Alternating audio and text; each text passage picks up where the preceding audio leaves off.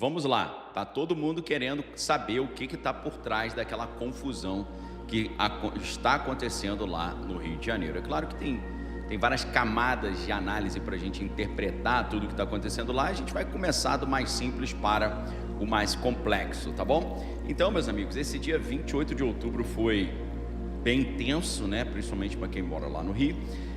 Inclusive, você não pode esquecer que hoje, dia 29, a gente tem informações importantes sobre aquele objeto espacial misterioso 3I Atlas. E também, daqui a pouco, a gente tem dia 31 de outubro, que sempre é um dia muito importante lá no cenário global, principalmente no cenário das trevas, beleza?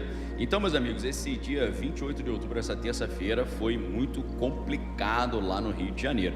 Nós tivemos 2.500 homens das forças de segurança participando, tivemos o maior número de óbitos numa situação como essa.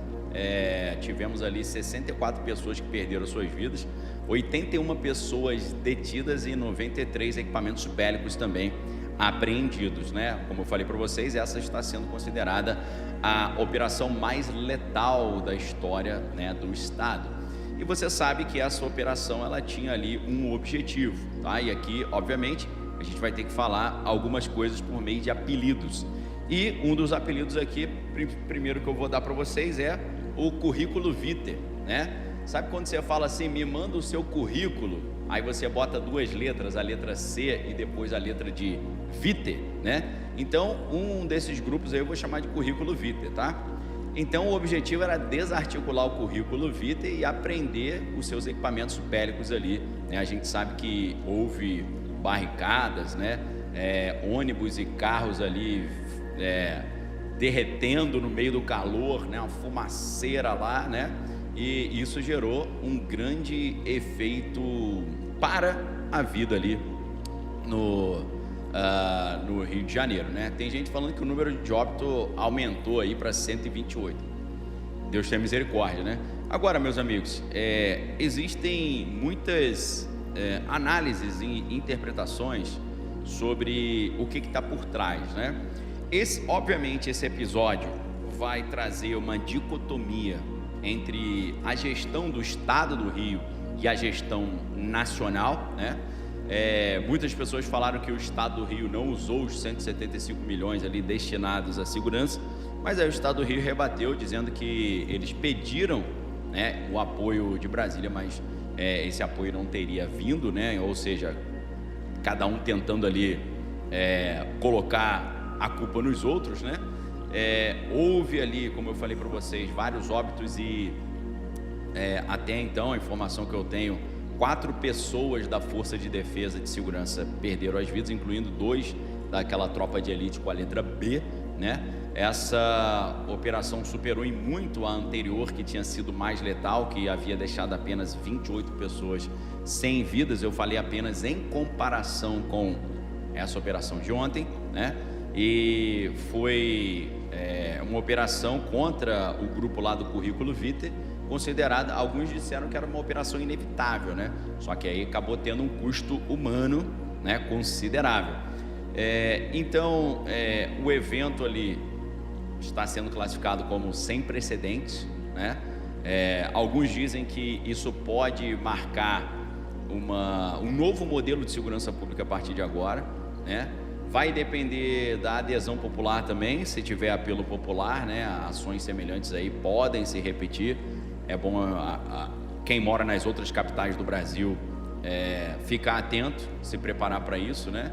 Então, o número de pessoas das forças de segurança que perderam as suas vidas foi considerado uma baixa significativa, e um fator também muito forte ali emocional para a mobilização das forças de segurança, né? E a gente sabe que o pessoal lá do currículo vitae, eles hospedam outros meliantes ali de outros estados em hotéis dentro dos locais onde eles dominam, né? Gente do Pará, da Bahia, do Espírito Santo, do Ceará, estavam todos ali escondidos dentro daquela região, tá? A gente sabe que, como é padrão hoje, o modelo lá do grupo do currículo vitae não é apenas comércio de orégano nem de farinha, né? eles controlam também serviços essenciais ali como internet, energia, água, alimentação, e a gente sabe que isso aí, claro, controlando esses serviços essenciais, eles criam um domínio total do território, porque quem controla a luz, a água, né, e a informação controla toda a vida cotidiana naquele bairro, né? Então, o currículo vitae tem um tipo de estrutura mais regionalizada, mais franqueada, não tem uma hierarquia central assim mais consolidada, diferente daquele outro grupo, e aqui eu vou usar mais um apelido, que é o grupo ABC, né? Aquele grupo de 3 letras, né? Então a gente tem o currículo vitae e tem o ABC. O ABC já tem uma hierarquia mais rígida, né? Uma coordenação nacional, ele tem matriz e filiais ali muito organizadas, né?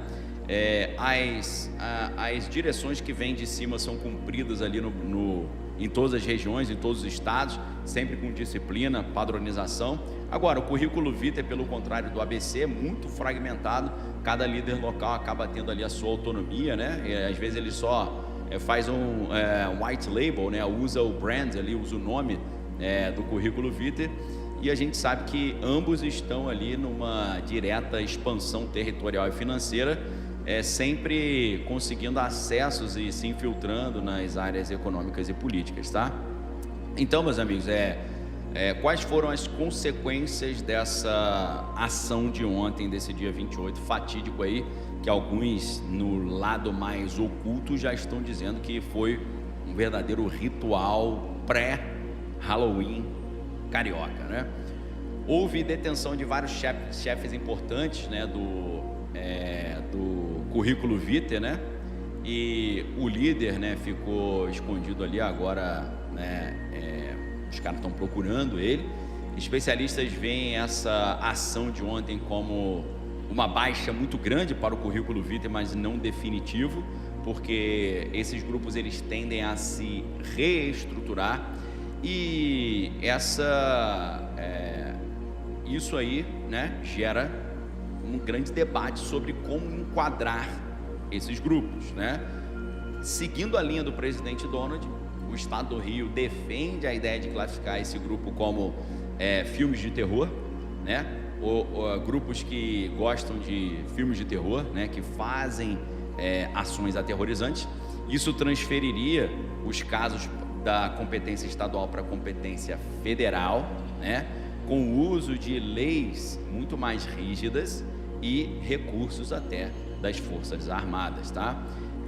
Alguns membros das Forças de Defesa já usam esse termo, né? Que é o NARCO, mas o pessoal que gosta de filmes de terror, tá? Em vez de comerciante de substâncias ilícitas. Então, seguindo a linha do presidente Donald, alguns já estão classificando esse pessoal como comerciantes de substâncias ilícitas que aplicam o filme de terror, né? Se você classifica esses grupos como grupos que aplicam o filme de terror, eles são enquadrados em legislações muito mais rígidas e muito mais abrangentes em termos até de federalização e utilização das forças de defesa, tá?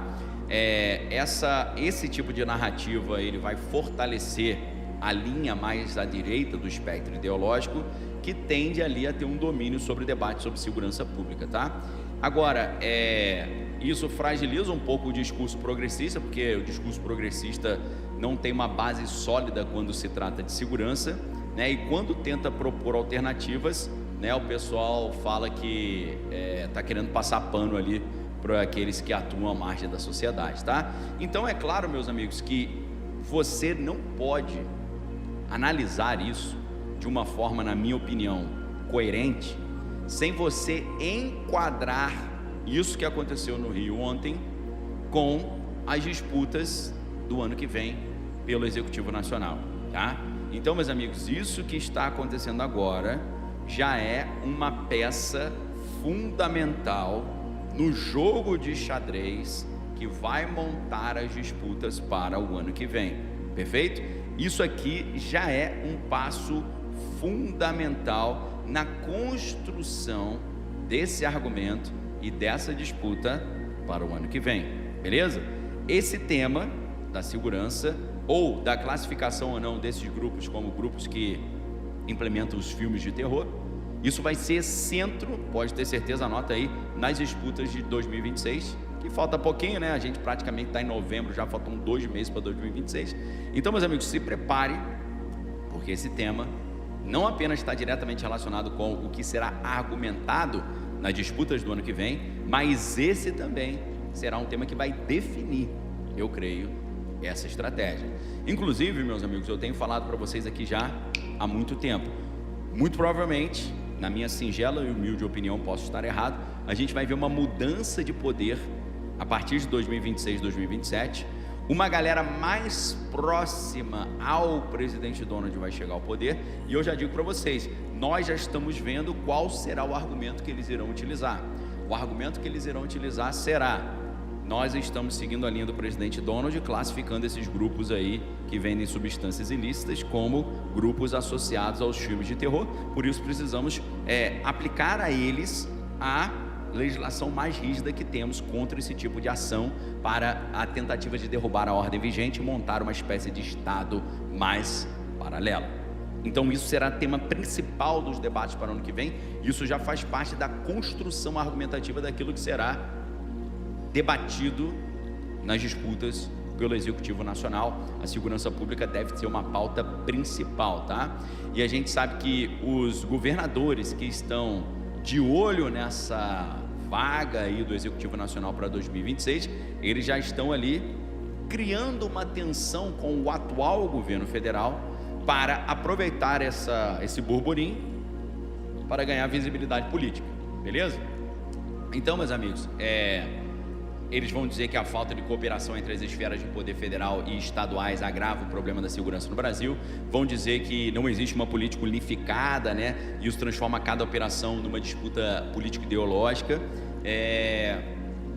A galera vai dizer que o estado do Rio de Janeiro se transformou numa espécie de test drive para a crise nacional, onde você tem ali falha de gestão, de igualdade, uso político desse caos da segurança.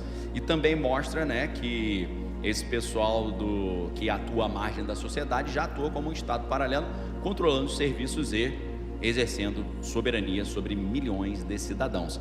Esse é o discurso que o presidente Donald tem usado para, talvez ali, flexibilizar a ideia de soberania nacional e começar a atuar dentro de outros países. Ele já até pediu autorização ao Congresso americano e já avisou o Congresso americano que ele vai começar a fazer, não apenas continuar as operações que está fazendo no mar contra aquelas embarcações que transportam farinha, entre outros produtos ali ilícitos para os Estados Unidos, mas ele também já disse que vai colocar ali, vai colocar ações em terra, no território, em solo, ou seja, os Estados Unidos falando: eu farei ações contra outros países em terra, porque eu vou decretar a emergência dos Estados Unidos, porque esses países estão mandando substância ilícita para os Estados Unidos e estão destruindo a nossa ordem social.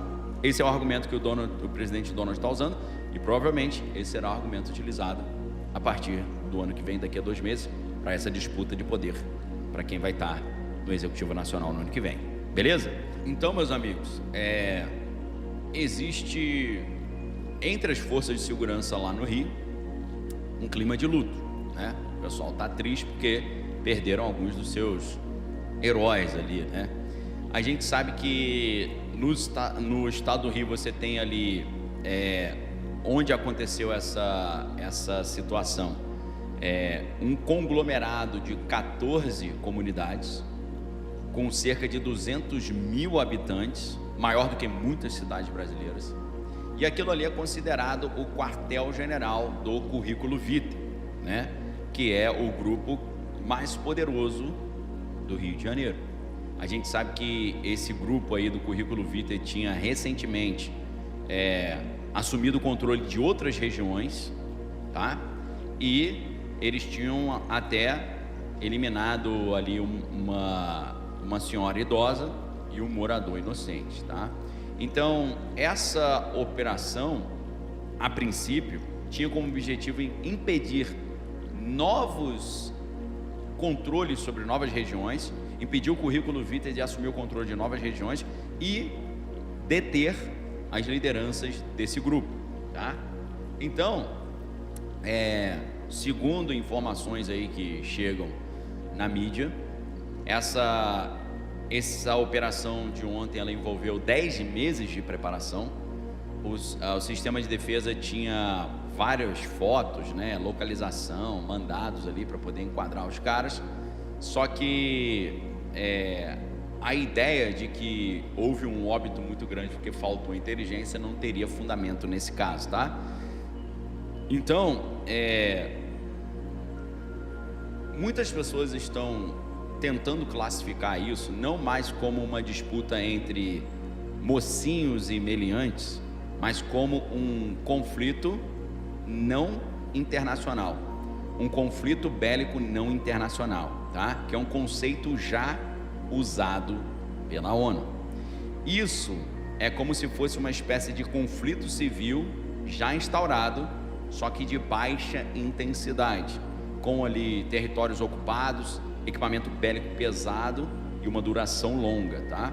Inclusive, foi muito estranho a gente perceber que o pessoal ali do Currículo Vitae usou drones com câmeras e liberando equipamentos bélicos, né, para cima das forças de segurança, o que muda completamente a dinâmica desse tipo de conflito, né? Aquele terreno ali é muito complexo, tá? Porque são 9 milhões de metros quadrados, uma enorme área urbana densamente povoada. Os caras estavam usando ali de 10 a 12 drones para monitorar a aproximação do pessoal ali da segurança em tempo real. O pessoal da segurança não conseguiu se aproximar sem ser detectado, o que tornou ali o confronto praticamente inevitável, né?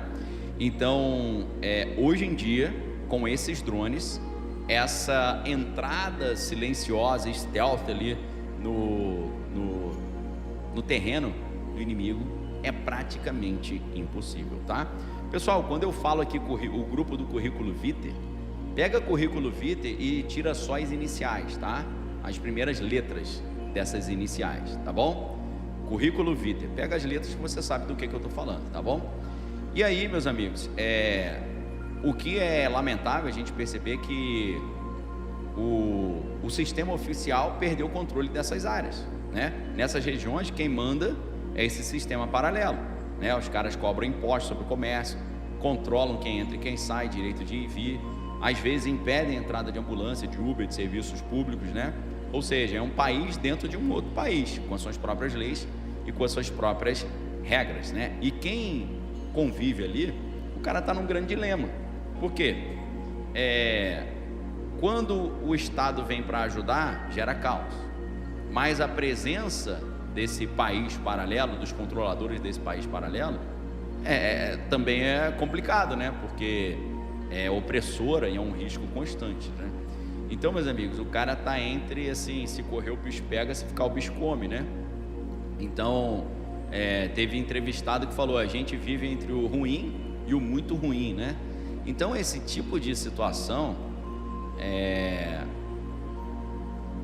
o negócio é complicado, porque nesse local onde aconteceu aquela operação, você tem mais de 1.000 pessoas fazendo a defesa desse país paralelo, tá? Então, se você tem ali uma lógica de que você precisa 4 vezes mais de pessoas da segurança para lutar contra esse país paralelo, se você tem 1.000 ali, né, 1.000 pessoas defendendo esse país paralelo, você precisaria de 4.000 pessoas do país oficial. Só que esse acontecimento mobilizou só 2.500 pessoas do país oficial, que já foi um dos maiores efetivos já usados, tá? E mesmo assim, o pessoal do país paralelo resistiu ali fortemente, tá? Então, meus amigos, é uma situação complicada, principalmente quando a gente olha a expansão nacional do problema. Porque esse fenômeno desses países paralelos dentro do país oficial não está mais restrito ao estado do Rio de Janeiro. Hoje você pega Salvador, Fortaleza, né, já tem relato de morador tendo que sair do país não oficial, né? Já tem sistemas de defesa ajudando as pessoas a se mudar para outros lugares que não estão controlados por esse país extraoficial, né? Então isso mostra que parece que o país oficial meio que está aceitando já perder território, beleza? Então, meus amigos, quando você tem uma situação como essa, é lógico que isso aqui está sendo e continuará sendo altamente politizado e capitalizado para as disputas do ano que vem, tá bom? Então, você tem uma disputa entre o Estado normal e o Estado secundário, e o Estado secundário cada vez mais crescendo, né? E essa que é a grande preocupação hoje. Então, o país está ali diante de um conflito interno de longa duração, com uma característica de conflitos civis ali tradicionais, né? O país oficial ainda trata o tema ali como um caso de segurança e não como uma crise de soberania, tá? E é claro que o que está acontecendo hoje nesse exato momento é uma disputa pela mente e pelos corações da população do país oficial. A população do país oficial está sendo convencida a passar a interpretar esses grupos do país paralelo como grupos que promovem os filmes de terror, como grupos que querem a derrubada da ordem vigente, como grupos que querem montar um país paralelo dentro de um outro país oficial. E é claro que esse discurso parece ser muito interessante, mas esse discurso tem um componente preocupante, porque é o discurso que está sendo usado pelos Estados Unidos para poder inserir a sua vontade para cima dos outros países. Você fala, mas não é bom, Daniel, os Estados Unidos nos ajudar a gente se proteger disso tudo? Mas é claro que é muito bom. O problema é que há caminhos que aos olhos dos homens são bons, mas que conduzem à perdição. Esse que é o detalhe que você tem que tomar cuidado, sabe por quê? Porque a grande questão hoje é coisas que parecem boníssimas serem usadas para concentração de poder e concentração de renda, reduzir o poder social, aumentar o poder estatal, implementar essa ordem internacional nova, ok? Então, meus amigos, presta atenção no que eu vou te falar agora. Nós estamos diante de uma sedução ideológica poderosíssima. Por quê? Chegar para o brasileiro e falar, brasileiro, nós temos a solução para a segurança nacional. E o brasileiro vai falar, qual que é? A solução é nós classificarmos esses países paralelos dentro do Brasil como grupos que querem implantar os filmes de terror. Só que aí, meu amigo, isso parece ser lindo. Só que nesse momento, nós estamos seguindo a mesma linha que o presidente Donald está usando para poder atuar dentro de outros países, argumentando que dentro desses outros países existem grupos que estão prejudicando os Estados Unidos. Perfeito? Aí que mora o grande perigo, aí que mora o problema.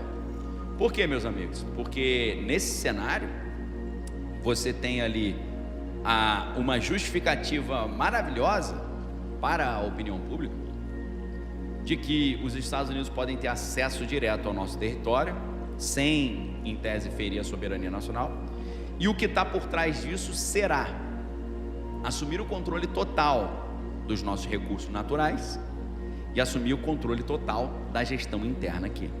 Isso é muito sensível, tem um componente aí muito problemático. Se é que você tem massa encefálica suficiente para ler o que está por trás, tá? Eu aprendi no meu doutorado em linguística que todo discurso é uma forma de poder, ou seja, todo discurso é uma forma de exercício de poder, todo discurso é uma forma de controle, de dominação. Que tipo de exercício de poder existe por trás desse discurso? O exercício de poder é o seguinte: é o Brasil concordar com os Estados Unidos que esses países paralelos dentro do Brasil estão implementando filme de terror, e isso dar legitimidade para os Estados Unidos entrar aqui, fazer o que quiser, levar as nossas riquezas naturais e nós ficarmos completamente dependentes deles. Aí você fala, poxa, Daniel, mas ficar dependente dos Estados Unidos não seria melhor do que ficar dependente de Pequim ou de Moscou? Poxa, nessa aí eu concordo com você, beleza? Claro que se for para escolher entre ficar dependente dos Estados Unidos ou de Moscou e Pequim, prefiro os Estados Unidos, óbvio, sempre. Mas, meus amigos, é aí que está a grande questão. O Brasil hoje é o único país no mundo que tem condições de garantir a segurança energética e alimentar do planeta Terra. Presta atenção no que eu vou falar para vocês agora. Hoje, as potências globais estão perseguindo energia de uma forma tão desenfreada que eu digo para você, não tem limite. As potências globais, principalmente os Estados Unidos, que tem mais de 5.000 data centers, eles estão buscando fontes de energia para alimentar os seus data centers e para vencer a disputa pela melhor inteligência artificial contra Pequim. Eles estão buscando energia de forma desesperada. Se você pegar toda a energia que é produzida no planeta Terra e falar para os Estados Unidos, toma, pode usar minha energia, eles vão falar, não é suficiente, preciso de mais. E qual é o país que tem uma matriz energética mais robusta e tem uma matriz energética mais renovável e limpa do que o Brasil? É o Brasil, meu irmão. O Brasil, querendo você ou não, se transformou na galinha dos ovos de ouro do planeta Terra. O Brasil se transformou na rainha do baile, aquela mais bonita do colégio que todo mundo quer namorar com ela. Então, meus amigos, se a gente não prestar atenção nisso, a gente vai entregar de mão beijada as coisas.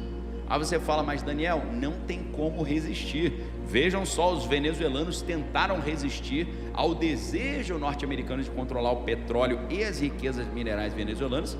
Olha o que aconteceu com a Venezuela. Está prestes de ter uma mudança de regime declarada. Realmente.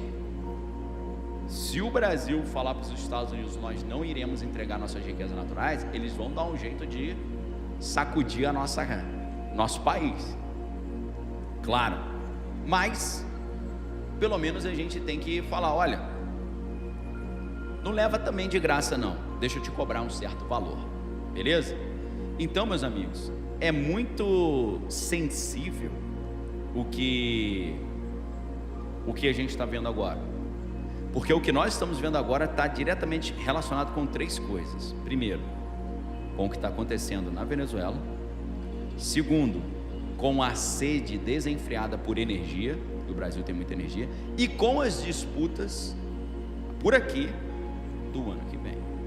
Então, meu amigo, minha dica para você, abra muito os seus olhos, porque o discurso de lutar contra o comércio de substâncias ilícitas é um poderosíssimo discurso sedutor para que o país, com medo e em busca de segurança, abra mão da sua liberdade, ok? Sempre foi assim e sempre vai continuar sendo. E nós conhecemos a famosa frase, a pessoa que abre mão da sua liberdade em busca de segurança não é digno de uma nem da outra, ou termina sem uma e termina sem a outra. Perfeito? É isso que está sendo realizado por trás disso tudo aí que a gente está vendo, tá? Em cima desse fato tenebroso que aconteceu no Rio de Janeiro ontem, os discursos já começaram a rodar e funcionar. E é claro que tudo que o presidente Donald está fazendo contra os venezuelanos, na verdade, é um grande recado para o Brasil. Qual que é o grande recado para o Brasil? Brasil, se vocês não fizerem o que a gente quer, se vocês não nos transferirem todas as suas riquezas, cuidado, olha o que está acontecendo com o Nicolau e Maduro. Perfeito? Tranquilo? Então, meus amigos, nós estamos diante de uma mudança de poder no mundo. Hoje, as peças globais estão sendo trocadas. Antes, os controladores do mundo, para proteger a si mesmos, eles colocavam funcionários terceirizados no poder. Presta muita atenção no que eu vou te falar agora. Antes de 2025, os controladores do mundo colocavam funcionários terceirizados no poder para que eles mesmos se protegessem, tá? Agora, a partir de 2025, eles que estavam nos bastidores, deixando os terceirizados administrarem o mundo, agora eles estão assumindo a dianteira. E isso tudo que está acontecendo no Brasil hoje é para criar o cenário para que haja uma troca de poder por aqui e o representante direto desse poder internacional esteja devidamente instaurado. Perfeito? Então, meus amigos, eu prometi aqui no título do vídeo de hoje falar para você a verdade que está por trás do caos que está acontecendo lá no meu estado original, onde eu nasci. Nasci na cidade de Niterói, no estado do Rio de Janeiro. Eu sou cristão e eu me identifico muito mais, né, obviamente, com o conservadorismo, apesar de que o conservadorismo tem pontos dele que não se encaixam no cristianismo. Então, quando eu olho isso como um cristão, protestante, evangélico, pentecostal, conservador, eu olho para isso e falo, cara, o que está vindo em cima disso é o grande engano. Eles estão usando o discurso da tradição e da família para destruir a tradição e a família. Esse que é o negócio. Às vezes você me vê aqui falando contra o que os Estados Unidos estão fazendo e você pensa assim, o Daniel é contra o presidente Donald, o Daniel é contra os Estados Unidos. Não, eu sou contra utilizar o discurso cristão contra o discurso cristão. Eu sou contra utilizar o conservadorismo contra o próprio conservadorismo. Eu sou contra utilizar o discurso da direita contra os próprios princípios e valores da direita. É isso que está acontecendo, meu amigo. E é essa crítica que eu faço. Porque eu não sei se você já percebeu, meus amigos, mas no mundo inteiro hoje, tanto a direita quanto a esquerda, defendem a tecnocracia. Como assim, Daniel, defendem a tecnocracia? Defendem o discurso do Fórum Econômico Mundial, defendem o discurso do Grupo Bilderberg, defendem o discurso da Trilateral Commission, defendem o discurso do Council on Foreign Relations, ok? Tanto a esquerda quanto a direita no planeta Terra inteiro hoje defendem a Agenda 2030. Em que sentido? Substituição do dinheiro físico pelo dinheiro digital, substituição do trabalho humano pelo trabalho das máquinas, substituição da renda humana por uma renda básica universal, internet dos corpos com implantes subcutâneos trazendo tudo ali da sua informação. Ou seja, se ambos os lados do espectro ideológico estão trabalhando contra a visão conservadora cristã de direita, eu não posso concordar com isso. Isso que eles estão fazendo é um feitiço, é um encantamento, tá? Isso aí é um fetiche que está iludindo as pessoas, controlando mentes e corações. Esse é o recado que você deveria entender, tá bom? Isso que aconteceu no Rio está sendo usado para dizer para as pessoas o seguinte: olha, o grande problema do Brasil para 2026 é a segurança. Para resolver o problema da segurança, a gente vai ter que classificar esses grupos paralelos como grupos que implementam os filmes de terror. E para isso, o presidente Donald vai falar: opa, ótimo, então agora vocês já estão jogando meu jogo. Em nome de lutar aí pela segurança e contra os grupos que vendem substâncias ilícitas, vou assumir o controle total sobre os minérios, a água e a energia do país. O plano é esse, tá? Mas tem muito mais do que isso. Então, nesse momento, meus amigos, aqui com a minha claquete especial, presente do Serginho Filho, decreto o início da palhinha da arca. Beleza? Começou a palhinha da arca. Vamos lá. Deixa eu só apoiar a claquete aqui para ela desliza. Amigos, nessa parte da aula, a gente vai entrar num assunto altamente sensível. Nessa parte da aula, que é um presente que eu estou te dando, eu vou trazer um assunto altamente requintado sobre um livro que foi lançado muito recentemente, que trouxe uma visão de mundo, poxa, maravilhosa. Eu gostaria de convidar vocês a exercitarem o seu espírito crítico. Gostaria de convidar todos vocês a abrirem as suas mentes. E gostaria de convidar vocês a exercitarem a sua criatividade, tá bom? Então, amigos, nós vamos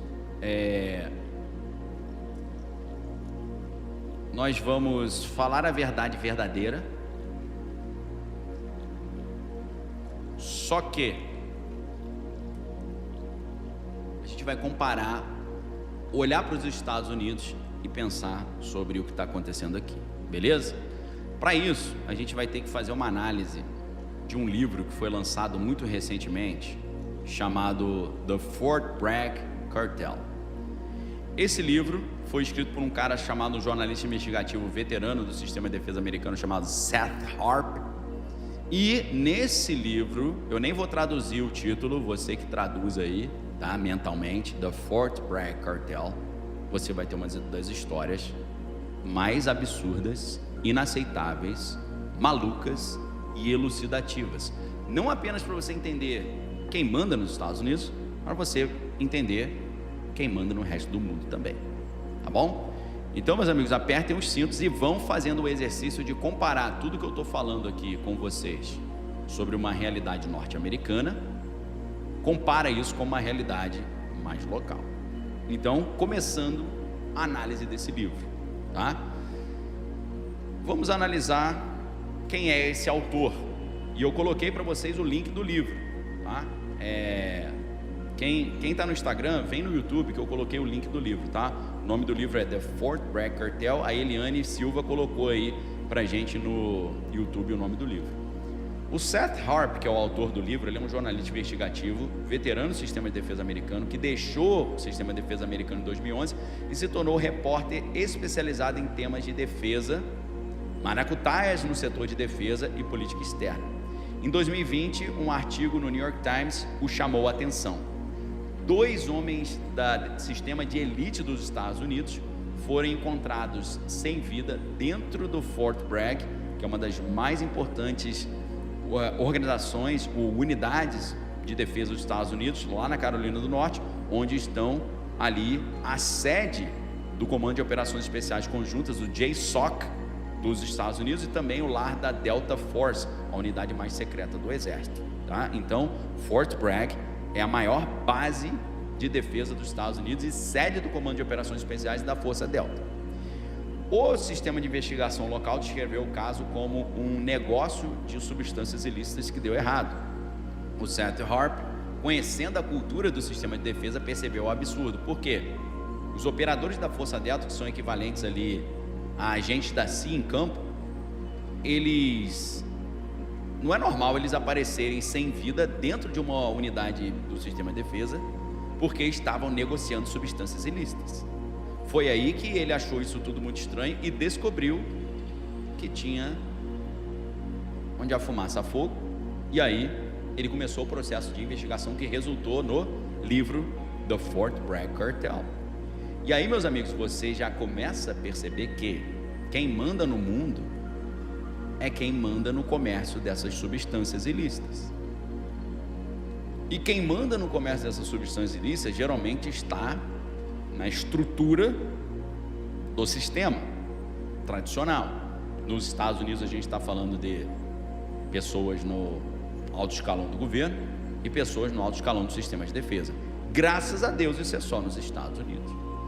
Então, meus amigos, a Força Delta ela foi criada no final dos anos 70 e foi estruturada para operações contra filmes de terror e resgatar pessoas que estavam sob o controle dos inimigos.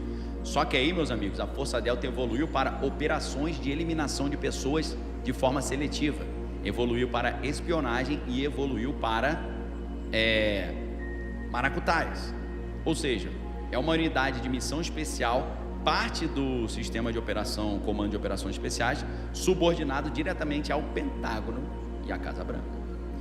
Os agentes da Força Delta, eles não têm identificação pública, não se sabe originalmente quantos existem, né? Diferente dos focas, né, dos fuzileiros navais, que tem contato com Hollywood, programas de TV, a Força Delta opera no anonimato total, né? Existe uma frase interna lá que é os SEALs, né, que são a tropa de elite da Marinha. SEALs escrevem livros, os Deltas escrevem história. Desde o dia 11 do mês 9 de 2001, a unidade cresceu muito. Claro que a unidade Delta cresceu porque ela trabalha contra aqueles que querem derrubar a ordem vigente e promover filmes de terror. Então, desde o dia 11 do mês 9 de 2001, a unidade Delta cresceu muito em tamanho e poder, né, conduzindo as operações misteriosas em dezenas de países diferentes. E um dos seus papéis centrais é o programa de eliminação de pessoas extrajudiciais, que eles chamam de night raids, ou seja, batidas noturnas.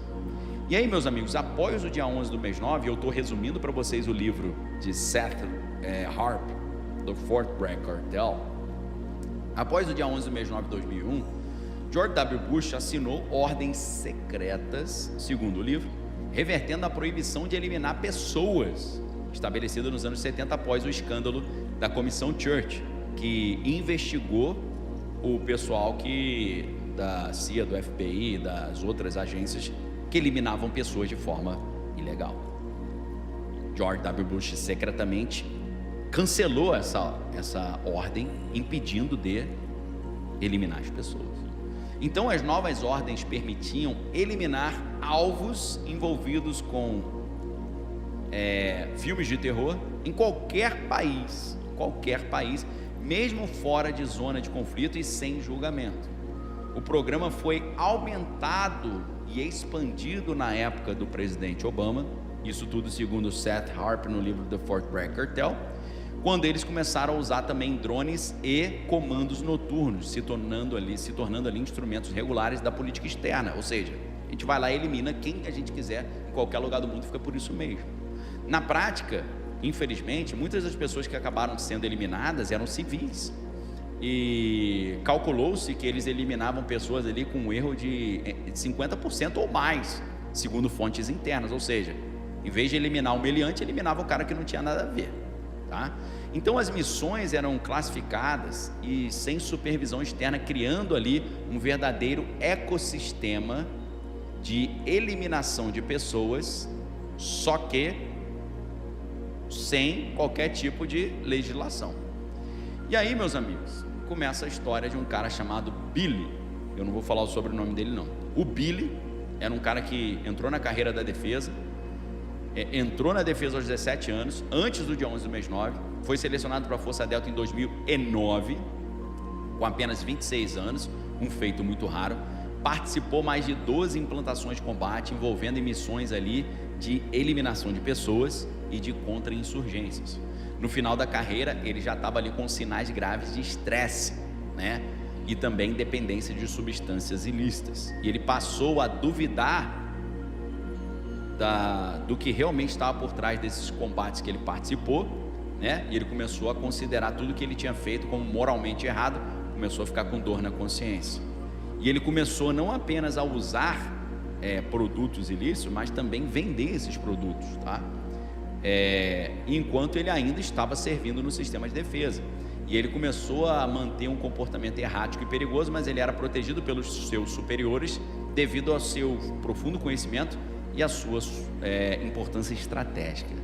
Só que aí em 2018, meus amigos, o Billy, ele eliminou o seu melhor amigo e o seu companheiro de unidade, o Boina Verde Mark, na frente da própria filha do seu amigo. E testemunhas e provas físicas mostraram que não houve legítima defesa. Mas sabe o que aconteceu? O caso foi arquivado. O caso não foi para frente. Ou seja, o que a gente está vendo? Esses caras, eles são tão poderosos, mas tão poderosos, que eles têm o papel de se infiltrar dentro do campo do inimigo, fazer coisas ilícitas, mas ali como disfarçados, que esses caras acabam estando acima do bem e do mal, acima da lei, acima do país. Então, o cara eliminou o melhor amigo dele, que também era do alto escalão do sistema de defesa, o Mark, na frente da própria filha do amigo Mark. E não deu em nada, o caso foi encoberto pela investigação e pela promotoria. Ninguém foi para o Chilindró e nenhum exame de uso de substância ilícita foi feito, tá?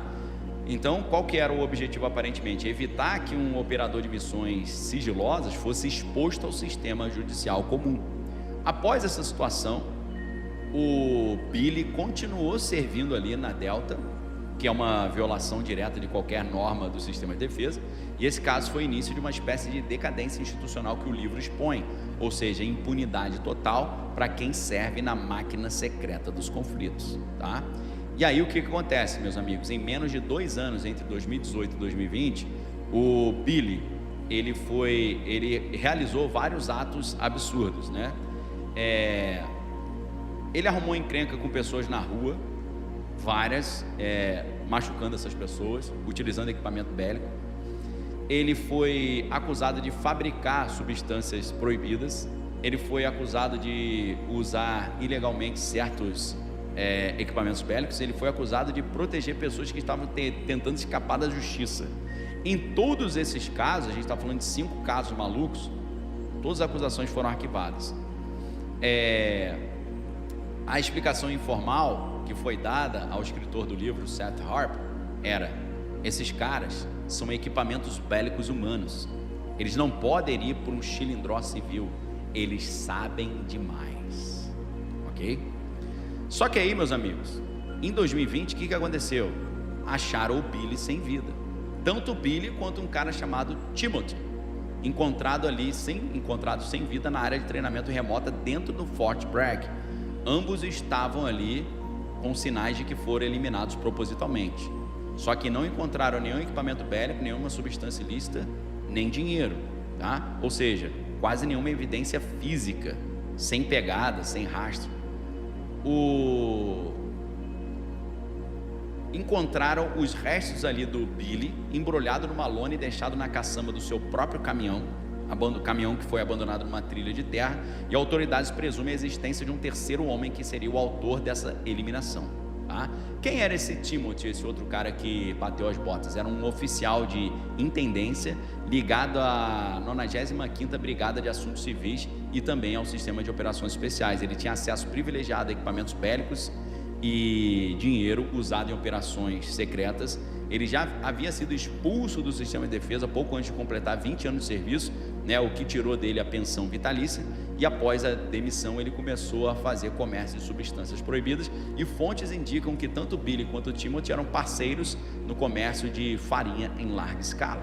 Também circulavam rumores de que o Timothy atuava como um eliminador de aluguel fora do serviço, tá? Então, meus amigos, o Timothy dizia que ele possuía um dossiê que acusava membros das forças especiais envolvidos com comércio de substâncias ilícitas vindas lá do território afegão, e ele planejava usar esse documento como uma chantagem para recuperar o seu emprego, a sua pensão, a sua aposentadoria. Essa carta teria sido endereçada a um general de alta patente, só que ele nunca chegou a entregar essa carta porque ele foi eliminado antes. E o seu parceiro, né, nessas maracutais, um ex-policial estadual, confirmou ter lido esse documento, e após os óbitos, essa carta desapareceu. Beleza? Então, meus amigos, qual é a conclusão disso tudo? A conclusão é o seguinte, tá? Quem domina o mundo é quem comercializa substâncias ilícitas. E quem comercializa substâncias ilícitas? Os caras que estão no alto escalão do poder, tá? Então, quando você olha uma briga no território venezuelano por substância ilícita, você está vendo uma briga pelo monopólio do controle dessas substâncias a nível global. Quando você vê um negócio desse acontecendo mais perto aqui que a gente, você vê ali isso também acontecendo. Você tem que pensar isso. Quando a gente vê grupos que vendem substâncias ilícitas sendo eliminados, é porque outros grupos mais poderosos estão eliminando a concorrência. Esse é o ensino mais importante da aula de hoje, presta atenção. Quando você vê governos eliminando grupos que comercializam substâncias ilícitas, significa que outro grupo mais poderoso está simplesmente eliminando a concorrência, ok? Essa é a mensagem principal e vital, e o que realmente está por trás disso tudo que eu gostaria de dizer para você. Naves espaciais que as pessoas veem tem a ver com o mundo espiritual? Tem, total. Porque o mundo espiritual vai tratar de portais dimensionais, outras dimensões, né? Cada classe de anjo, por exemplo, habita numa dimensão diferente. E os seres alienígenas, alguns são interdimensionais também. Então, a dinâmica é muito parecida. Quando a gente fala de... Então, é o termo certo, mundo espiritual? Para mim, no meu métier, eu acho normal, mundo espiritual. Entendi. Porque... Na verdade é outra dimensão, né? Então, se a gente tá falando de outra dimensão... Mas fica mais fácil falar de mundo espiritual. Porque tudo tá conectado. Mas como são dimensões diferentes, imagina, a gente está na 4ª dimensão, né? Em tese, que são 3 de espaço, altura, largura e profundidade, mais o tempo. Aí, mas se você imaginar a primeira dimensão, que seria só uma linha, e a segunda dimensão, que seria a largura e a altura... Imagina um ser da primeira dimensão, às vezes ele está coabitando com um da segunda, mas ele não consegue enxergar, que ele está chapado ali, né?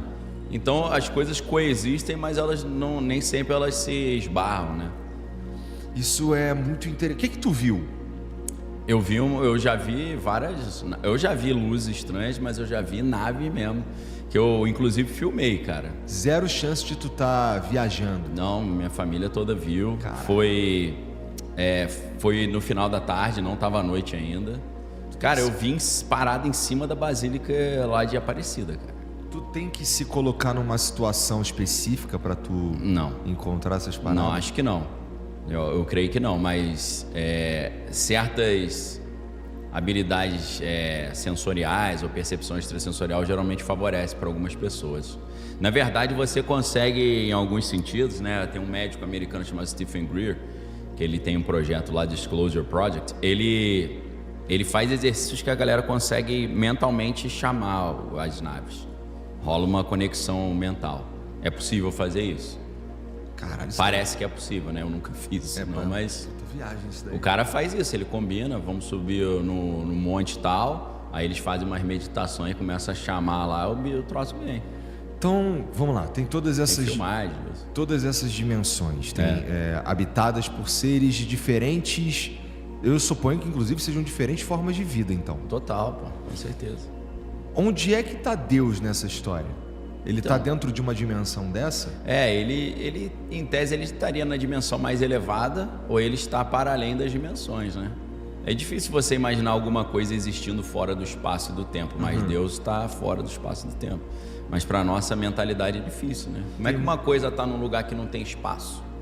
É difícil imaginar. É total. Bom, a própria Bíblia diz que, pelo que eu me lembro, que não tem uma descrição de Deus, por exemplo, né? É sempre uma luz, não é? É sempre não, uma... às vezes ele representam formas físicas, né? O ancião de dias, sentado no alto sublime trono, como se fosse um grande mestre, assim, um mago, né? Barbudo, cabelo branco, sentado no trono. Às vezes tem representações, né? Mas não quer dizer que ele é exatamente assim. Apesar de que a Bíblia diz no início que o homem foi criado à imagem e semelhança de Deus. Mas eu acho que isso vai para além de uma imagem visual, porque os termos hebraicos ali são bem interessantes, que isso está em Gênesis, né? O homem foi criado à imagem e semelhança. O Gênesis o Antigo Testamento é quase todo em hebraico, uma parte do livro de Daniel é em aramaico. Então, cara, quando fala imagem, é tselem em hebraico. Tselem vem de tsal, que é sombra. Então, assim, qual é a relação da sombra com o objeto original? A sombra é uma projeção do objeto original, e a sombra, apesar de não ser idêntica ao objeto original, ela guarda uma certa semelhança. Quando o objeto mexe, a sombra mexe, as formas são um pouco parecidas. Então é como se o homem fosse uma sombra, uma projeção de Deus ali, uma sombra. Tipo assim, você olha o homem, você tem uma ideia do que seria o objeto original, que seria Deus. É uma reflexão. Quando fala semelhança, em hebraico, é demut. Demut vem da palavra dam, que é sangue. Então seria aí é interessante, porque é uma semelhança de sangue no sentido de uma semelhança que a gente poderia chamar de genética, né? Tá. Você olha o pai e o filho geralmente, o olho é da mãe, o nariz é do pai, o cabelo é do pai, né? Sei lá, a altura é do avô, que era grandão. Então, não é que é a imagem idêntica, né? Eu acho que o que está sendo falado ali em profundidade é algo que uma vez eu escutei um programa de rádio americano, né? Mas está disponível na internet, que o título é The God Problem. Aí eles chamaram os filósofos, né? 2 filósofos de altíssima patente, um já falecido, infelizmente, que é o Hilary Putnam. Hilary é nome de homem também nos Estados Unidos. Hilary Putnam, ele foi um dos maiores filósofos da filosofia analítica, né? Era professor de Princeton. Ocupava a cadeira que foi de Einstein, cara. Então, nossa, cara, era não bravo. É semi-analfabeto, né? Não. Hilary o quê? Hilary Putnam. Tá. E o outro também tem um nome diferente, que é Alvin escreve Plantinga, né? Mas eles falam Alvin Plantinga, né? E eles estavam conversando, cara, e o Alvin Plantinga sempre foi cristão. O Hilary Putnam, ele era um judeu que foi criado numa família marxista e a família era ateia. Eles eram de origem judaica, mas nenhum acreditava em Deus. E aí, influenciado pelo Alvin Plantinga, que é protestante, né, presbiteriano, ele começou a crer em Deus. Ele convenceu esse cara monstro a passar a crer em Deus, né? E ele voltou a frequentar a sinagoga e tal, como judeu. E aí o Putnam, que era o judeu, ex-ateu, ele falou assim: cara, lembra de uma conversa que a gente teve, que eu cheguei para você e falei assim: você realmente acha que Deus é uma pessoa, cara? E aí ele falou: a resposta que você me deu foi brilhante. Aí o cara falou: pô, nem lembro o que eu respondi. O que eu respondi? Ele falou: menos que uma pessoa, eu tenho certeza que ele não é. Que é Deus, né, pô? Então, assim, Deus tem personalidade, cara. Ele gosta de certas coisas, não gosta de outras. Ele fica feliz, ele fica chateado. Existe, então nós somos uma reflexão disso, né? Deus é autoconsciente, né? Ele tem gosto, prioridades, né? E preferências e tal. Então, e aí os anjos são criados assim também, né, cara? Os anjos são... Eu digo que o homem e os anjos são inteligências artificiais que Deus criou, né? Botou para rodar. Entendi. O homem está criando uma inteligência artificial, por que Deus não... Né? Sim. Interessante. Já pensou? Eu dou até um argumento, cara. Veja quantos trilhões de dólares, quanta energia, o tamanho dos data centers, a quantidade de cientistas e engenheiros para criar uma inteligência artificial. Ninguém acha... Meu irmão, larga o computador parado aí que ele vai se transformar daqui a 2 bilhões de anos numa inteligência artificial. Não vai. Os caras sabem que não vai porque um código de programação tem uma complexidade mínima. Não tem como ele surgir do nada, porque para ele começar a rodar ele já tem que ser altamente complexo. Então, quando eu olho o perrengue que o ser humano está enfrentando para desenvolver inteligência artificial, eu olho para a inteligência humana e penso: impossível criar isso por acaso também. Entendeu? Então me faz acreditar mais em Deus, só para ilustrar um pouco. Entendi. O casal Warren em si, cara, tu já chegou a ler e ver algumas coisas? Já dei uma pesquisada por alto, assim. Tá. Tu acredita que o casal Warren realmente era sinistro do ponto de vista de conseguir resolver os problemas? Sim. Assim, teve coisas que eles não conseguiram resolver, né? Mas a única preocupação que eu tenho nesse caso é se eles não usavam o ocultismo também para magia contra magia, né? Essa que é a preocupação. Mas só de lidar com esses problemas, os caras são cascudos, né, meu irmão? Porque casos assim, o cara me chamar, vamos lá, eu vou pensar 2 vezes, né, cara? Porque eu já tenho meus BOzinhos, eu perguntava, orar, falar com Deus. Aconteceu isso recentemente, pra caramba, cara. Inclusive o cara amigo nosso. Eu tava na casa de um amigão meu de anos, lá, mais de 25 anos que eu conheço o cara. Todo mundo do Rio. Aí veio todo mundo pra São Paulo, né? Eu tô em São Paulo, ele mora em Alphaville. Mora num condomínio legal e tal. Aí tô na casa dele. Assim, vim aqui para relaxar, né, meu irmão? De passar uma tarde junto. De repente ligo o telefone e aí ele desliga o telefone e fala assim: aí, Daniel, surgiu uma missão. Aí eu falei, eu já pensei, lá vem bomba, né? Falei, que missão, cara? Não, tem uns vizinhos aqui que estão vendo vulto dentro de casa, as coisas estão mexendo sozinhas. Então vamos lá orar com eles lá. Falei, pô, meu irmão, eu vim aqui pra relaxar, cara. Vou ter que lidar com o capeta me botar no hoje. Poltergeist, cara. Pô, cansadaço, querendo descansar. Só que eu pensei assim, ele falou, não, tudo bem, fica aí que eu vou. Eu falei, depois ele vai, leva uma facada nas costas, vou ficar com dor na consciência. Eu falei, não, vambora. Cara, chegamos lá, aí a gente orou e tal, não vi nada demais na casa, só teve uma cena engraçada, que as mulheres subiram para orar, minha esposa, a esposa dele, subiram para orar no quarto das crianças, que as crianças choravam muito à noite. E aí a babá ficou embaixo comigo e com esse meu amigo, Felipe. E aí ele virou para ela assim e falou, você já viu alguma coisa estranha aí na casa? Ela falou, já, direto. Ela falou, por exemplo, um dia eu estava com a bebê no colo, botando para dormir, sentada e de olho fechado. Aí eu senti um bafo assim na minha cara. Ainda bem que tu também não viu nada lá, né, cara? Não vi nada não. Só deu, só orei e foi embora. Entreguei umas mensagens lá. Eu lembro que eu recebi alguns recados para dar para eles lá, mas nem lembro o que foi assim. Porque às vezes eu faço uns downloads aí. Acontece esse download aí? Acontece direto, pô. Direto. Faz parte, né? Comunicação. Acontece uns downloads que é para você mesmo aplicar? Então, para minha vida também, pô, direto. O que é dar brecha? dar brecha vou dar exemplo, pecar, né? Tá. Pecar. Mas assim, coisas práticas. Você ficar com inveja dos outros, ficar com ódio dos outros, ficar amargurado, entendeu? Pô, eu não podia ter feito isso comigo, eu não aceito, eu não perdoo. Cara, isso aí atrai demônio. Eu digo que é como se fosse uma sintonia de um rádio. Sabe quando a gente, não sei se existe isso ainda, né? Você roda ali para sintonizar na frequência, né? Pô, quero ouvir a rádio tal, você tem que botar, é tipo uma sintonia fina. Quando você tá feliz e tal, alegre, você sintoniza, os anjos, coisas do bem, sintoniza contigo. Quando você tá na negatividade, eles colam. Isso parece, eu soa como, assim, tem um monte de religião que fala de vibração e que fala mais ou menos isso. É frequência, tem a ver com frequência, é isso mesmo. Aí, por exemplo, o cara que tá com Deus mesmo, sabe aqueles presídios que eles botam um negócio que o celular não funciona? Bloqueador de sinal? O cara que tá com Deus mesmo de verdade, tá feliz, focado e tal, focado nas coisas de Deus, não consegue sintonizar, meu irmão. Tem bloqueador de sinal, a frequência não... Tu tá você fica blindadaço espiritualmente. Esse que é o macete, meu irmão, entendeu?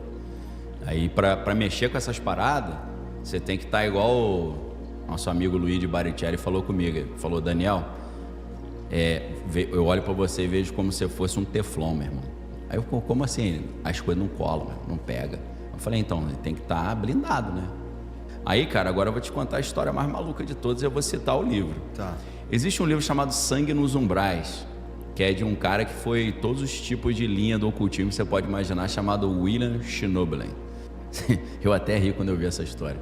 Ele falou que ele tinha um conhecido dele que era bruxo, que o cara, ele vendia a casa para as pessoas, a casa dele. E aí ele fazia um monte de bruxaria para os demônios ficar aparecendo para a família.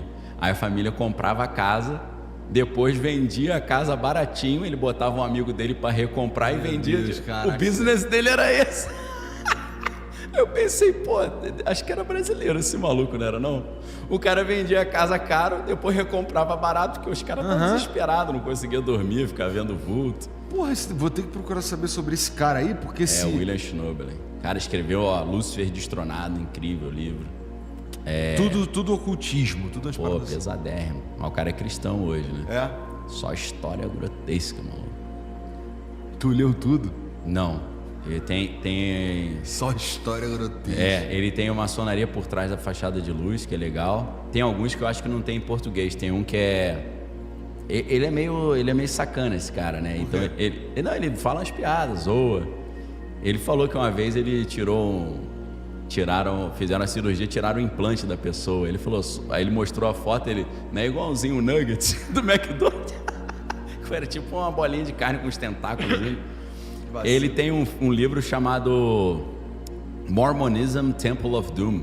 Ele pegou o Indiana Jones and the Temple of Doom e botou, em vez de Indiana Jones, botou os Mormons e o Templo da Perdição. Caralho. Então esse livro não tem em português, esse eu não li ainda, só vi palestra. Tem um livro sobre Wicca, que eu também não li. Ele tem um que é sobre vampirismo, ele diz que ele foi vampiro. Romancing Death, esse livro é legal pra caramba, esse eu já li. E um que eu deixei separado pra gente falar aqui junto com o Rony, que é o Space Invaders. Tá. Tem a ver com aquele joguinho, você vê que ele bota os nomes de zoação, né? Space Invaders, joguinho é o nome do livro, ele vai falar de OVNIs e tal. Então, meu irmão, e esse cara fez uma série de entrevistas, que aí tem referência a filme também, que é entrevistas com um ex-vampiro. Só que cada parte, cada episódio da entrevista de 1 hora, ele fala de um tema. Aí um é maçonaria, o outro é os Illuminati, o outro é vampirismo, o outro é satanismo, o outro é Wicca, o outro é lobisomem. E as paradas que ele fala bate com o que tem descrito das coisas. Pô, bate, cara, bate. E o cara manja muito, meu irmão. O cara realmente, ele mostra no livro os diplomas dele das sociedades secretas, com o nome dele. Nesse mundo, o que quer dizer ser um vampiro? Então, depende, né? Tem um vampiro energético, né? Que o cara consegue sugar a energia das pessoas. Ele chega perto e suga. Aí, de repente, a pessoa... Ai, tô me sentindo mal, tô me sentindo fraco. O cara tá vampirizando energeticamente. Mas tem os vampiros hardcore mesmo, que... Segundo ele, né? Eu nunca mexi com essas coisas. Uma das vezes que você veio aqui, a gente falou sobre isso também. Falou. Tem até uns cortes aí que bombaram, né? Então, cara, ele foi pra Chicago. Lá em Chicago tem tem uma eclésia agnóstica lá, que tem a ver com Aleister Crowley, e tem o mentor dele, segundo ele falou, não sei se é verdade. O cara parecia que tinha uns 40 anos, mas dizia que tinha 150 anos, e era da Romênia. E ele falou, uma coisa eu sei, o maluco conseguia levantar um adulto assim com a mão, tinha uma força descomunal, isso eu vi. Ele falou, eu não vi a certidão de nascimento do cara. Esse cara iniciou ele no vampirismo, cara. E aí o cara fica... cheira cocaína pra caramba, bota na boca, por quê? Pra saliva dele virar um analgésico. Deus perdoa um cara que foi por todos esses caminhos, cara? Tem um momento que não dá pra perdoar não, mas eu acho que ele não chegou no ápice, né? Tem uma hora que bebendo o sangue do peito dos outros caras lá, mano. Isso é abominação, né? Na Bíblia tem iniquidade, que é você pensar o pecado, tem o próprio pecado, né? Tem a transgressão e tem a abominação pior de todos. Beber sangue na Bíblia é abominação. Mas isso Deus perdoa, mas tem certas blasfêmias contra o Espírito Santo que aí Deus não vai perdoar, não. Tem algum filme, alguma parada assim mais mainstream que tu diria que tá próximo do que tu acredita ser real do ponto de vista de extraterrestre? Extraterrestre? A galera fala muito do encontros de quarto grau, sei lá. Contatos imediatos de quarto grau. Contatos imediatos de quarto grau. Que tem aquele da coruja e tudo mais. Cara, é difícil pensar, né? Porque é um mundo tão cheio de variações. E com um monte de especulação e com muita fantasia também, né? Eu posso até entrar nesse assunto, que é um assunto interessante, que é o seguinte: a taxonomia dos demônios, ou seja, os tipos de espécies. De demônio não, de alienígena, perdão. Tá. Táxi o quê? Taxonomia. Tá. Taxonomia na biologia, né? O tipo lá. Tá. Taxonomia. Porra, eu acho que isso é interessante mesmo. Como é que funciona? Tem 1 bilhão de tipos de alienígena que aparece aí. Mas bom, em geral, quando eu penso em ET, eu penso num cabeçudo do olhão. Baixinho, meio baixinho, cabeçudo. Esse é o famoso Grey. Tá. Então, Grey é um tipo. A gente já tinha falado aqui numa outra oportunidade de uns que parecem as descrições que a gente dá para os anjos. Sim, tem São também. Os caras altão. Fortão, bonito. Tem isso também. Tem os monstruosos. Mas eles mudam também. Eles seriam como se fossem shapeshifters, né? Ele consegue mudar de forma. Às vezes ele quer te assustar, ele aparece feio. Às vezes ele quer te seduzir, ele aparece bonitão, né? Existem os nórdicos. Nórdicos são os muito altos e belos e bem claros. Existem os lagartos grandes, né, que são os reptilianos, e tem os Greys. Esse assim é o basicão. O Mobral da taxonomia. Faz muito sentido disso na Bíblia. Por quê? A Bíblia fala sobre o querubim. E em Ezequiel 28 na Bíblia diz que Lúcifer era um querubim ungido da guarda ou da proteção. Então a categoria angelical de Lúcifer é querubim. Isso é importante. Tem querubim, serafim, arcanjo e vários outros, né? O querubim na Bíblia ele é apresentado às vezes como um ser que tem 4 faces diferentes: a face do leão, do touro, da águia e do homem. Tá. E isso... O querubim é o mais alto patamar? Seria um dos mais altos, né? Pode ser que tenha... É porque as hierarquias angelicais são diferentes dependendo das linhas, né? No catolicismo é uma, no protestantismo varia. Entendi. No judaísmo é diferente, é legal. No judaísmo é interessante que eles encaixam outras figuras, né? E tudo aparece na Bíblia, né? Por exemplo, a gente como cristão não entende a passagem de Ezequiel que fala de... Ezequiel viu várias rodas, uma dentro da outra, e uma girava para um lado, outra girava para o outro. Tem gente que olha isso e fala, isso é um OVNI, né? Tem a tradição judaica olha para isso e fala, isso é um tipo de anjo, que seriam os ofanim, que são rodas, né? Então eles falam dos erelim também, que seriam os seres elétricos, se você for traduzir do hebraico. Isso pra gente cristão, pra gente só tem anjo, arcanjo, serafim, querubim, acabou. Porque o pessoal fica pensando assim, por que aquele cara foi escolhido, né? O pescador, o índio da Amazônia. Pobre coitado ali. Cara, tem um porquê. Se você pesquisar... É porque você pega um ufólogo tradicional, ele não vai fazer as perguntas para descobrir o porquê. Talvez um psicólogo, um antropólogo seria mais indicado para pegar o contexto. Sério? Porque às vezes aquele cara ali, tinha um inimigo, aí ele fez um ritual de magia negra para poder pegar o cara, sendo que ele tá todo errado, entendeu? Entendi. Ou ele é um cara que tem problema familiar, bate na mulher, ou um cara que tem depressão. Então são várias portas para essas pessoas serem escolhidas, que você não fez a pergunta, você nunca vai saber. E você fica achando que aquele cara é um cara especial, entendeu? Entendi. Em geral, esse cara tá vibrando errado, mais ou menos do que a gente estava dizendo. Ele deu uma facilidade pro bicho. Tem casos também que a pessoa super positiva ali, precisa de uma cura às vezes, e não faz mal para ninguém, e aquela cura vai vir e acontece. Mas o que a gente mais recebe é caso negativo, porque quem tem caso negativo precisa de ajuda. Quem tem uma cura, guarda, pô, que bonito, vou guardar para mim. Lá no meu Instagram é só tristeza, só caso triste, não tem caso bonito. Por quê? Porque as pessoas precisam de ajuda, que passam por um trauma. O cara tem um sonho, tá vendo o Fred Krueger, né? O Fred Krueger, pra mim, é o filme que melhor retrata a questão extraterrestre. Oxi. É mesmo? Porque é o que acontece. É um ser que estaria... tá dormindo, né? É um ser que estaria em outra dimensão, outra realidade. A pessoa tem um sonho, esse sonho é mais real do que a realidade que ela tá. As feridas doem nesse sonho, e quando ela acorda, ela ou tá ferida, ou tá morta. Pô, legal. É o que acontece nas abduções. Nessa linha, não. O que acontece nas abduções é basicamente isso. Você tá dormindo, tem um sonho que é muito real, o cheiro é muito real, o toque é muito real. Você tem às vezes poder de decisão, que é o sonho lúcido. E aí o cara tá te injetando uma coisa. Quando você acorda, o cara tem um implante. Eu tava num podcast meu lá do meu canal, esse dia, com o Dr. Gatti, que é um oncologista. Ele tirou um implante, cara, que aquela liga metálica que ele mandou fazer análise, não tem explicação que liga metálica é aquela. Não tem nenhum equipamento com aquela liga metálica ali. Caramba, né, cara? E apareceu e não tem uma entrada, não tem um corte.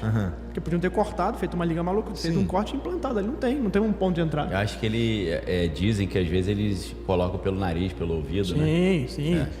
Pega a Operação Prato, pega a menina Carmen de 13 anos. Chupa, né? O médico quer analisar, falta de hemácia. Eu fiz agora o exame completo que eu faço todo ano, 10 tubos. Não vai dar problema de anemia porque você tirou 10 tubos. Então, para dar problema de hemácia, é litros de sangue. Isso acontecia com as pessoas na Operação Prato. Aí tu pergunta assim, que ser esse super avançado que vai precisar tirar litros de sangue? Tá fazendo o quê? Um banco de sangue no espaço para poder... né? Eu tava até brincando. O Alcione Jacomini estava no programa essa semana, ele fala, pô, para que tanta vaca mutilada? É uma churrascaria no espaço? Então assim, você vê que começa a acontecer coisas que não faz sentido para um ser que é altamente avançado vindo de outro planeta. Na sua opinião, não sei, obviamente, o que você acha que é conveniente falar para você, tá? Se não for legal, você dá um somebody love aí, que você é do Rio também, você tem jogo de cintura. Quer um pão de queijo? Vai. Não, tá bom. Você acha que essa necessidade... Eu tava em Varginha, comi muito pão de queijo. Essa necessidade de tirar muito sangue seria com qual motivação? Cara, quando eu comecei essa pesquisa, eu tinha aquela mente de cientista, como a minha formação é de seres altamente tecnológicos, vindo aqui para fazer um exame genético. Sim. Né? E eu falei, pô, eles estão tirando uma amostra ali de sangue. Só que você começa a perceber que tem esses casos que o cara tirou litros de sangue. Você pensa, nem a gente que é humano super atrasado aqui com a nossa tecnologia, que não consegue quase sair da Terra, a gente precisa de litros de sangue. Se for DNA, passa um suavezinho na boca e acabou, né? Então, assim, até para fazer clonagem, o material você precisa de litros de sangue. Então, cabelinho. Então, assim, você pega aquilo e reproduz em laboratório e multiplica aquele... Sim, quantidade grande mesmo. Então, assim, cara, isso para mim é basicamente alimento. Entendi. É alimento. Porque eu penso assim, se existe um ser, isso é difícil o pessoal, a gente ocidental, entender esse negócio. Quando a gente fala de mundo espiritual, interdimensional, realidade alternativa, o pessoal acha que é um mundo invisível, que não tem qualquer interação com o nosso mundo material aqui tridimensional. E aí que tem o tempo ainda. Mas o que acontece você está tendo... O exemplo do sonho é perfeito. Você tem um sonho que é uma coisa não material e que tem uma consequência física. É assim que esse fenômeno age. O fenômeno estaria morando numa localidade não física, não local. A essência dele é não material, mas ele tem o poder total sobre esse mundo aqui, sobre a matéria, de materializar a forma que quiser e fazer o que quiser aqui, fazer os milagres, entre aspas.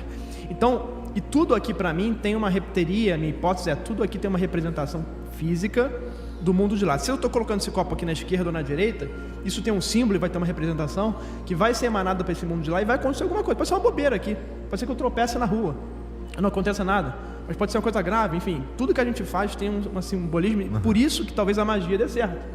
Porque você tem símbolos e intenções sendo jogados para esse mundo, bate lá. Uma linguagem, né? É quase se fosse uma linguagem de programação. Você coloca a programação e vai o comando e vem a resposta, né?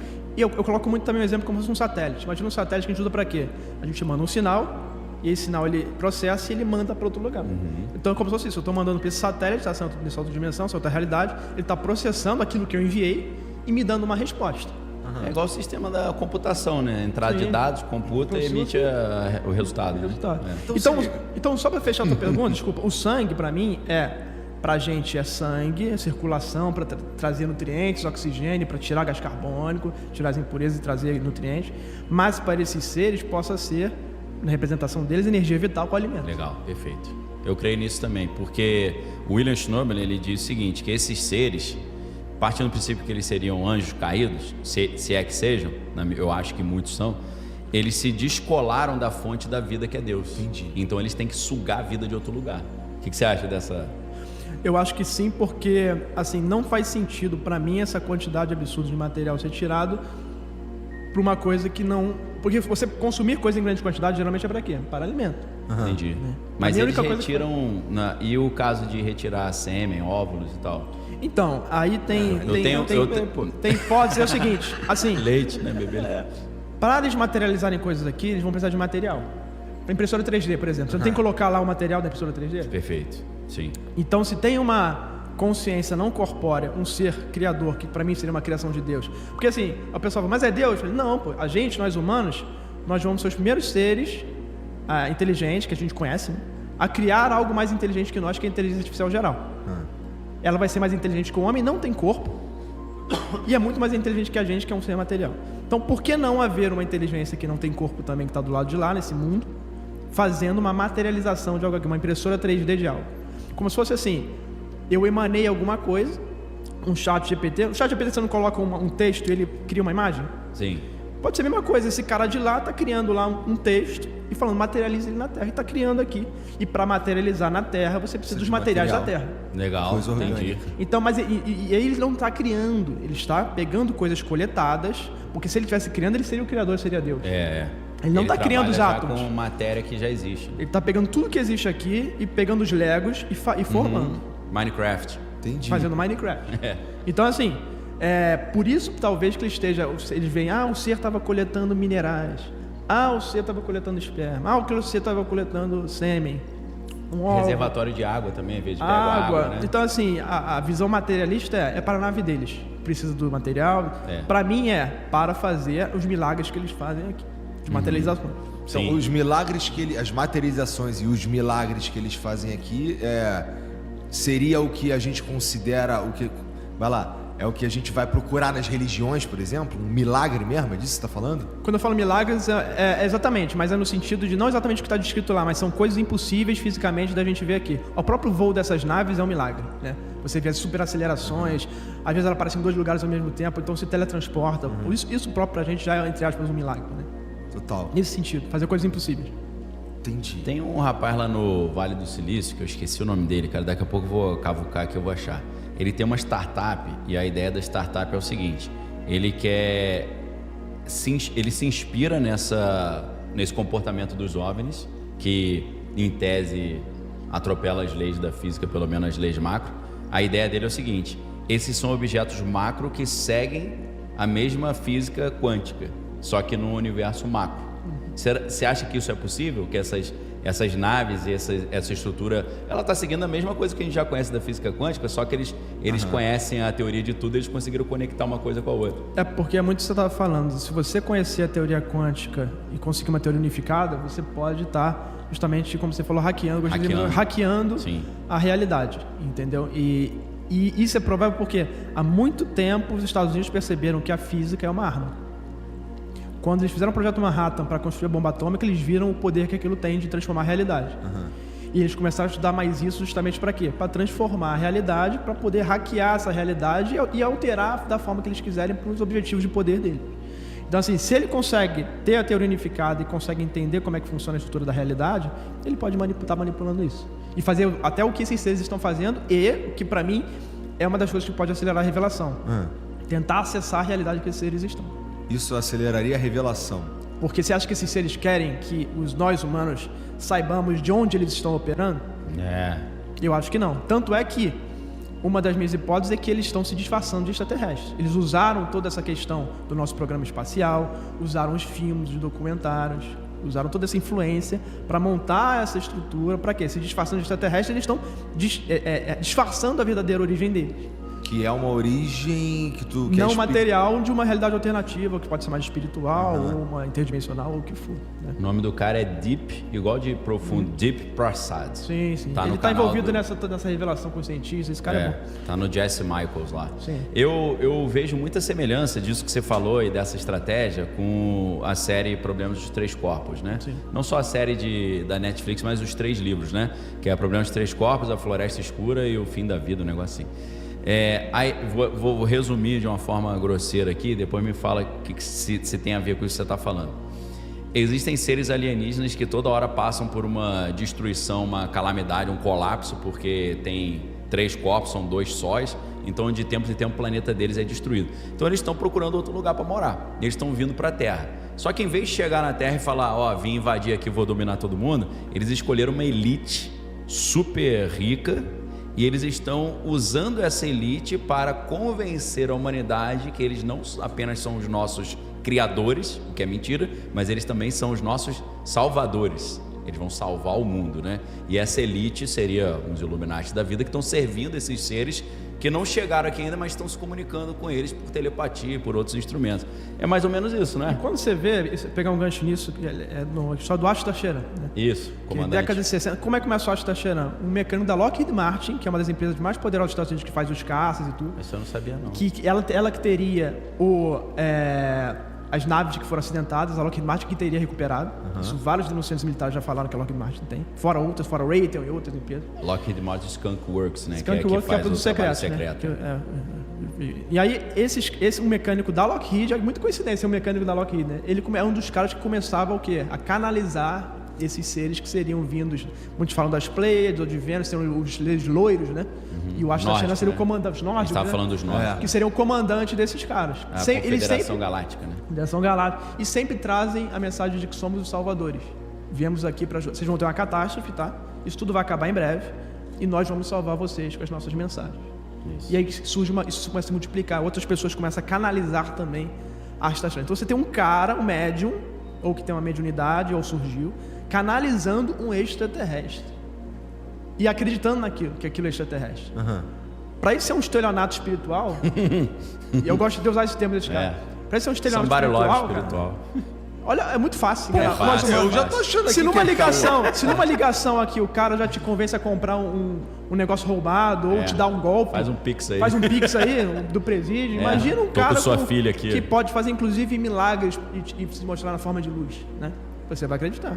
É fácil de enganar. Então é como se fosse uma operação de fato para se disfarçar de algo que eles não são, com uma intenção que a gente não sabe qual é. Isso que é o perigo. Vou chutar uma intenção aqui, pode ser? Claro. Quando eles estão pegando material genético assim de reprodutivo, né, esperma e óvulo, a ideia seria que eles estão fabricando seres híbridos para montar um exército do final dos tempos para que o comandante deles, para mim não é o comandante Ashtar Sheran, é Lúcifer, se transfigurando em anjo de luz, tentar dominar a Terra no Apocalipse. O que você acha? A gente tem que pensar assim, qual é o objetivo final desses caras? Né? O que eles estão fazendo aqui? Por que eles estão tirando esse sangue? Para que eles estão se alimentando e ficando... Para mim é o seguinte, esses caras não invadem aqui a nossa realidade porque eles não têm força para isso. Senão já teriam invadido há muito tempo. Ou então tem uma regra que... Uma regra universal, uma regra cósmica, algo desse tipo. Se eles pudessem invadir, ia ter todo dia um ET de Varginha passeando por aqui, todo dia uma operação prato, o pessoal chupando sangue. Cara, isso não acontece. Mas mesmo assim, vira e mexe, teoricamente eles estão aqui. Então esses caras são transgressores? Então, para mim a chave está nas pessoas, nos humanos. Nós que criamos as portas para eles aparecerem. E às vezes, para mim deve ter muita força o quê? Se várias pessoas, uma comunidade, uma coletividade tiver com essa porta aberta, uma egrégora com essa porta aberta. E por isso talvez aconteçam casos mais graves em que ele se materializa. Então é muito mais fácil para esses caras vir no seu sonho, a energia é zero. Para ele se materializar seria uma energia muito maior.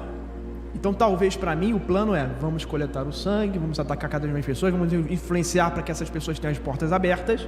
Pelo cinema também, porque já fica no inconsciente do cara ali, né? Quanto mais pessoas com isso, mais o que? Energia. Já viu o filme do Ghostbusters, quando tem o Monstro Marshmallow? Pra mim a analogia é perfeita. O Monstro Marshmallow surge, no começo é só o geleia, né? Sim. Inocente lá. Sim. As pessoas ficam com medo, o medo vai alimentando e você cria lá o Stay Puft, que é o Monstro Marshmallow. E como é que ele vem pra realidade? Com esse alimento.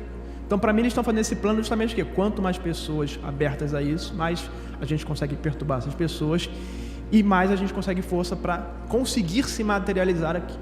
Então, nesse sentido, a teoria de que eles não têm força para estar aqui me parece fazer um pouco mais de sentido, porque caso haja uma regra que eles não podem vir e eles vêm, se há uma regra, alguém pôs essa regra e há algum tipo de punição, ou não?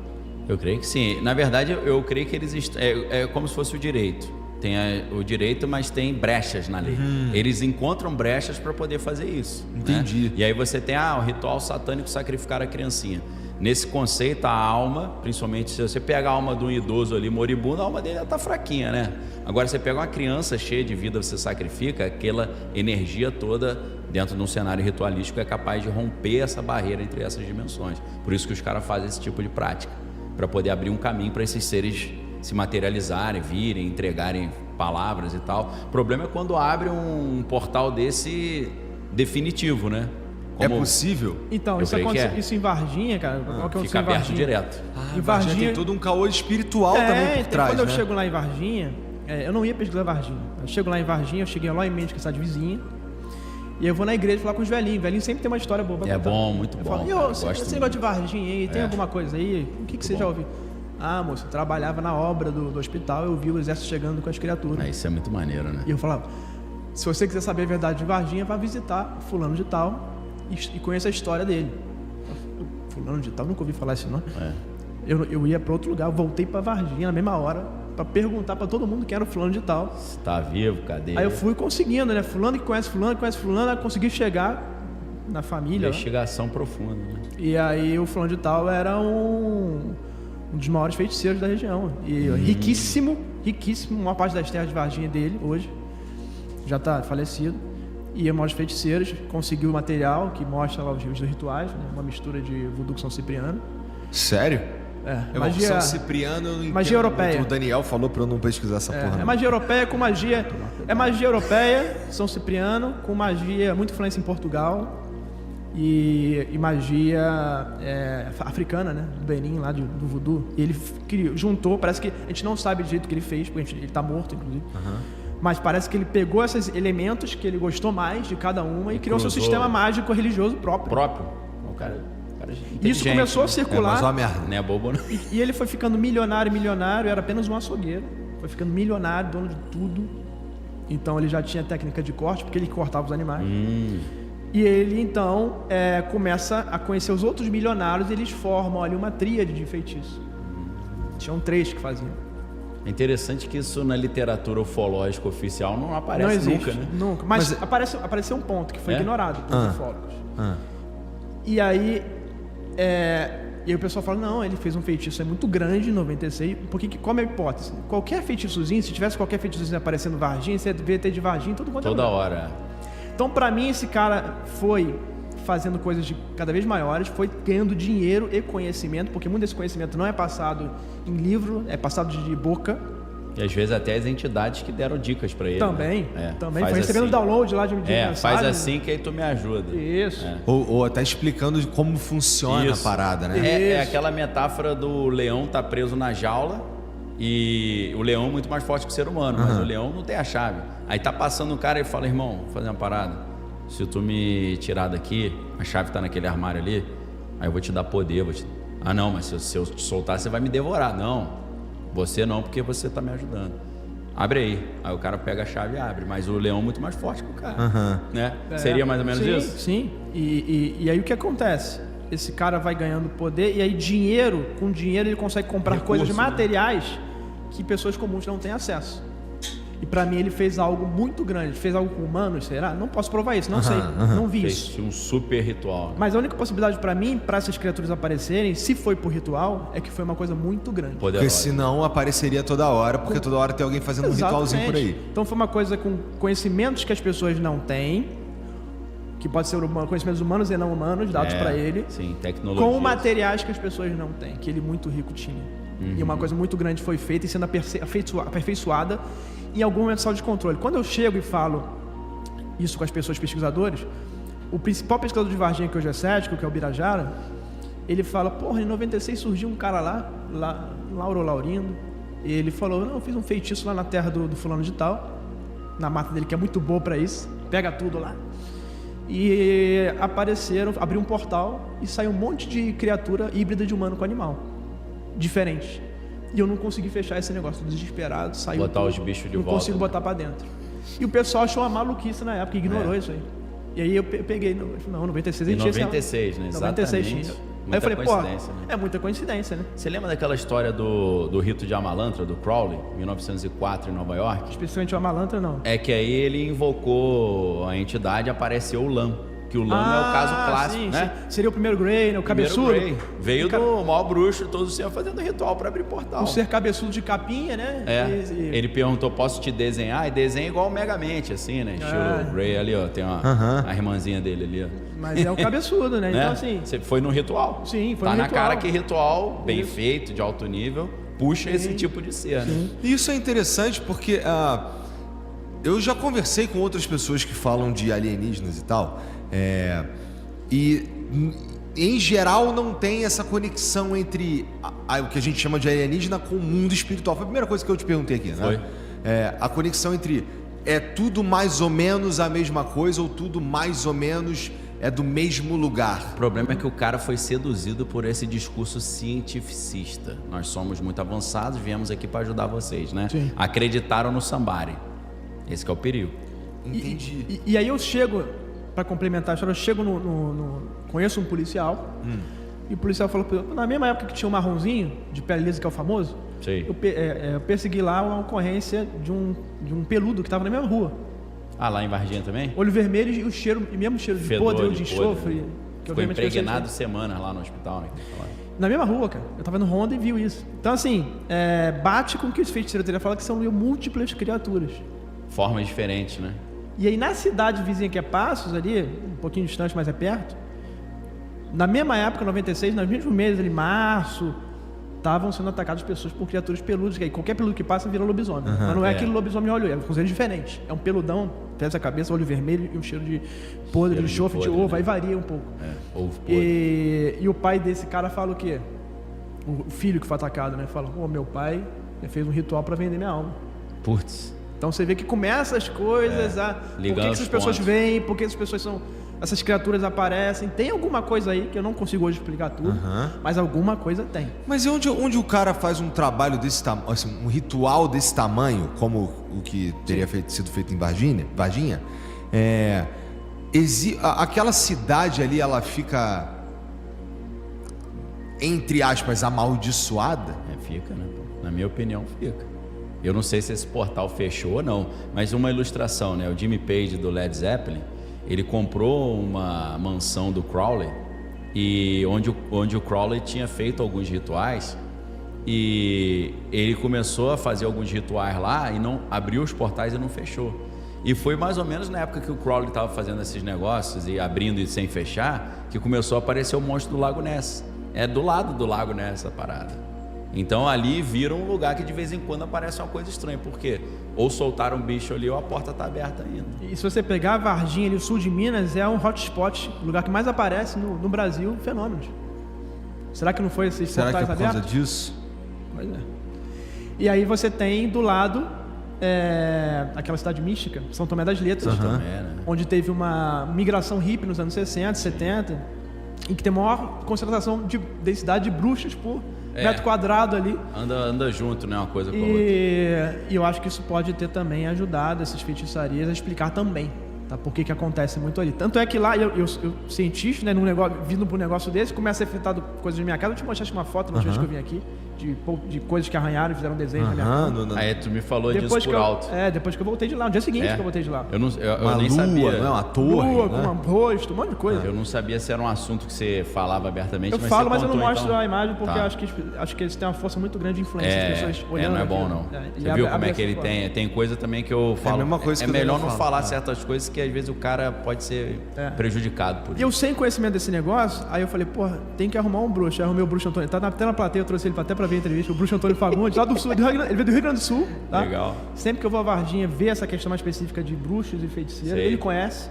E aí ele me orienta, não, pô, isso aqui é um trabalho... Porque eu vou ver um trabalho ali. Que negócio esse cara fez aí? Como é que eu vou interpretar? Interpretar. Na engenharia eletrônica. Como engenheiro eletrônico... Não precisa dele não, pô. Joga no ChatGPT, que o ChatGPT te fala, tu sai mais barato, pô. Não é não?